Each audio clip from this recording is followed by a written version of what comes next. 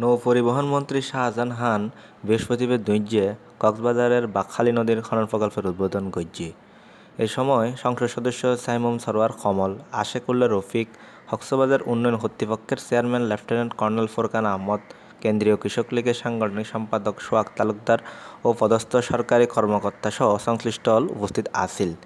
এর আগে কস্তুরাঘাটস্থ বিআইডব্লিউটি এর নোয়া বানান্যে রেস্ট হাউস ও নৌবাহিনীর লাইট হাউসের আধুনিকায়ন খামের উদ্বোধন করেন মন্ত্রী। এ সময় মন্ত্রী হয় খনন কাজটি আমরা শুরু করলাম।